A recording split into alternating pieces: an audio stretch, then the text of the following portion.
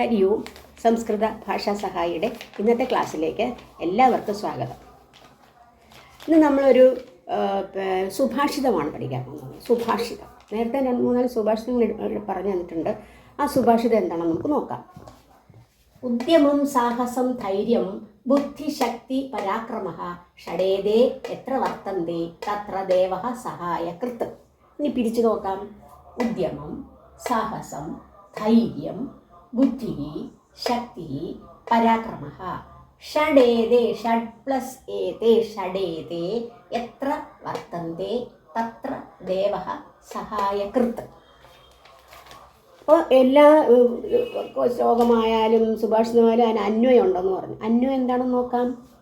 ഉദ്യമം സാഹസം ധൈര്യം ബുദ്ധി ശക്തി പരാക്രമഃ ഏതേ ഷഡ്, അതാണ് ഷഡേതേ. ഏതേ ഷഡ്, ഏതാണ് ഏഷഃ ഏതൗ ഏതേ, നമ്മൾ പഠിച്ചിട്ടുണ്ട്. ഏത് ശബ്ദമാണ് പുല്ലിംഗം. ഏതേ ഷഡ് എത്ര വർത്തന്തി, ഈ ഷഡ് ഇതെത്രയും എത്ര വർത്തന്തി എവിടെയുണ്ടോ തത്ര. എത്ര തത്ര, എത്ര തത്ര എന്താണ്? ഒരു അവ്യയമാണ്. എത്ര എവിടെ, തത്ര അവിടെ, എത്ര തത്ര, എത്ര വർത്തന്തി തത്ര എവിടെ വർത്തന്തി വർത്തിക്കുന്നു ഉണ്ടാകുന്നു. വർത്തതേ എന്ന് പറയുമ്പോൾ വർത്തതേ വർത്തേതേ വർത്തന്തേ, ഇത് ബഹുവചനമാണ് പ്ലൂറൽ. എന്തുകൊണ്ട് ഇതെല്ലാം ഇവിടെ ചേരുമ്പോൾ ബഹുവചനമല്ലേ. അപ്പോൾ വർത്തന്തേ ആത്മനേപതിയാണ്. എത്ര വർത്തന്തേ തത്ര അവിടെ ദേവഃ സഹായകൃ, ദൈവം എന്ത് ചെയ്യുന്നു? സഹായ ഘടകമായി നിൽക്കുന്നു.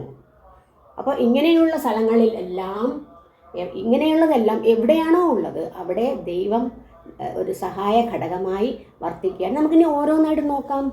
ആദ്യത്തേത് എന്താണ്? ഉദ്യമം. ഉദ്യമം എന്ന് പറഞ്ഞാൽ എന്താണ്? തുടങ്ങുക. നമ്മൾ എന്തെങ്കിലും കാര്യം ചെയ്യാൻ വേണ്ടിയിട്ട് അത് തുടങ്ങുക, അത് നന്നായി പരിശ്രമിച്ച് അതിനുവേണ്ടി ശ്രമിക്കുക എന്നുള്ള ഉദ്യമം. തുടക്കം എന്ന് വേണമെങ്കിൽ പറയാം.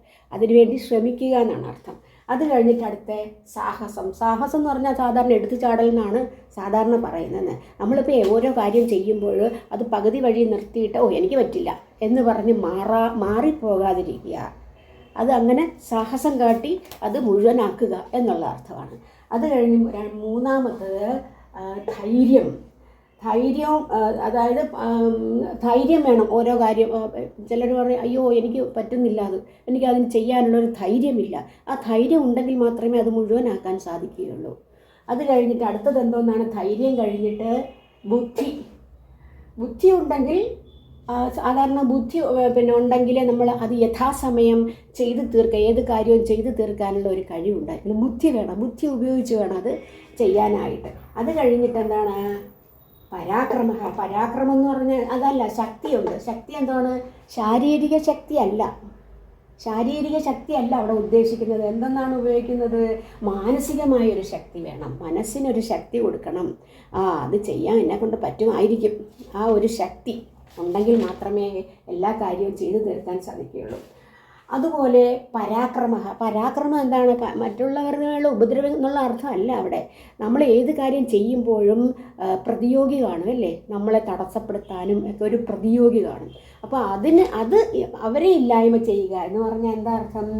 പ്രതിയോഗിക്ക് മുൻപിൽ എന്നെ അവർ ഉപദ്രവിക്കും, ഞാനത് ചെയ്യുന്നില്ല എന്ന് പറയാതെ അവരുടെ മുൻപിൽ പതറാതെ പിടിച്ചു നിൽക്കുക, എന്നിട്ട് അത് മുഴുവനാക്കുക എന്നുള്ളതാണ്.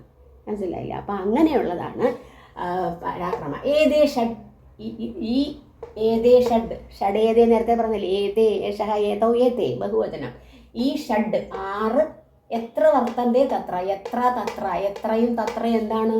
അവ്യയങ്ങളാണ്. നിങ്ങൾ പഠിച്ചിട്ടുണ്ട് അവ്യയങ്ങൾ. എത്ര വർത്തന്തേ ഇവിടെ ഉണ്ടാകുന്നു, വർത്തതേ വർത്തേതേ വർത്തന്തേ എവിടെ ഉണ്ടാകുന്നു, തത്ര അവിടെ ദൈവം സഹായ ഘടകമായി നിൽക്കുന്നു എന്നാണ് പറഞ്ഞിരിക്കുന്നത്. മനസ്സിലായില്ല? അപ്പോൾ ഇത്രയും ഇതിൻ്റെ K4 എക്സാമിനേഷന് ശരിക്കും ഈ സുഭാഷിതം ചോദിക്കാം. സുഭാഷിതം തന്നിട്ട് അതിനകത്ത് ക്വസ്റ്റ്യൻസ് കൊടുക്കും. എന്നിട്ട് ക്വസ്റ്റ്യൻസ് വേണമെങ്കിൽ എന്ത് ചെയ്യണമെന്ന് മനസ്സിലാക്കിയാലേ പറ്റുള്ളൂ, അർത്ഥം മനസ്സിലാക്കിയാലേ പറ്റൂ. അപ്പോൾ അങ്ങനെയുള്ള ചോദിക്കാം.